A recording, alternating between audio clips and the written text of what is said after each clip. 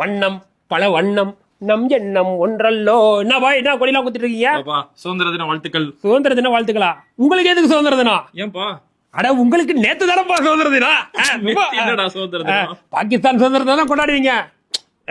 Cricket பார்த்தா கூட பாகிஸ்தான் ஜெயிக்கணும்னு நினைக்கிறா இல்லைங்க. நீயே சொல்லு பாய், உங்களுக்கும் இந்த மூவர்ணம் கொடிக்கும் உங்களுக்கும் இந்திய சுதந்திரத்துக்கும் என்னதான் சம்பந்தம் இருக்கு? சும்மா விளையாட்டு காட்டாத பாய். அதனாலதானே உங்களை பாகிஸ்தான் போங்க பாகிஸ்தான் போங்க நாங்க விரட்டிக்கிட்டே இருக்கோம். என்ன சம்பந்தமா?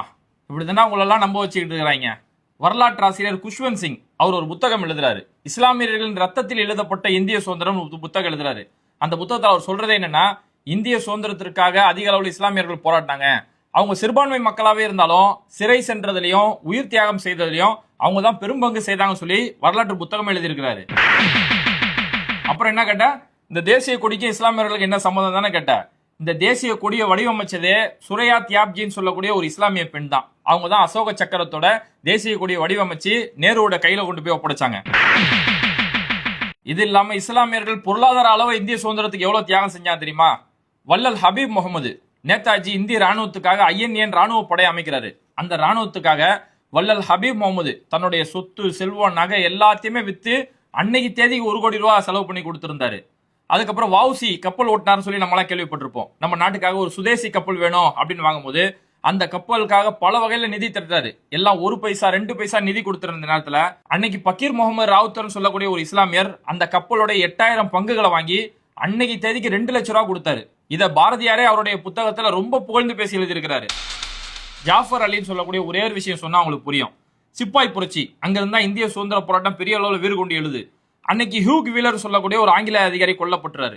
இவர் இந்த ஜாஃபர் அலி தான் கொண்டுட்டாரு சொல்லி அவரை கூட்டு ஆங்கிலேயன் ஒரு தூண்ல கட்டி வச்சு சாட்டையால கண்ணா பின்னான்னு போட்டு அடிக்கிறான். மாட்டை அடிக்கிற மாதிரி போட்டு அடிக்கிறான். அவரோட உடம்புல இருந்து ரத்தங்கள் வடிஞ்சு ஓடுது. அந்த ரத்தங்கள் கீழே இருக்கக்கூடிய பாய்கள்ல போய் அந்த ரத்தம் படும்போது இந்த ரத்தத்தை நாக்கால நீ சுத்தம் செய்யணும்னு சொல்லி திரும்ப சாட்டையால போட்டு அடிச்சு ஒரு கட்டத்துல அவரை தூக்குல போட்டு ஏத்துறான். இதனாலதான் ஜவஹர்லால் நேரு அவரோட புத்தகத்துல குறிப்பிட்டாரு, டெல்லியில இருந்து லக்னோ வரை செல்லக்கூடிய பாதையில இருக்கக்கூடிய 2 ஓரங்கள்ல இருக்கக்கூடிய மரங்கள் இஸ்லாமிய அறிஞர்களை தூக்குல ஏற்றுறதுக்காக தான் ஆங்கிலேயன் பயன்படுத்தினா அப்படின்னு சொல்லி சொல்லப்படுது. இந்த அளவுக்கு தியாகம் பண்ணிருக்கும் போது நீங்களாம் இந்த இந்திய சுதந்திரத்துக்கு என்ன பண்ணிருக்குன்னு சொல்லி ஈஸியா கேட்கறீங்க. இதெல்லாம் உங்க தப்பு இல்லடா. இங்க இருக்கக்கூடிய அரசியல்வாதிகளும் இங்க இருக்கக்கூடிய சினிமாக்களும் அப்படி உங்களை மூலச்செலவு செஞ்சு வச்சிருச்சு. அதனால ஒன்னு கடைசியா சொல்லிக்கிறேன், நாங்க கபிரிஸ்தானுக்கு போனாலும் போவோமே தவிர பாகிஸ்தானுக்கு போக மாட்டோம்.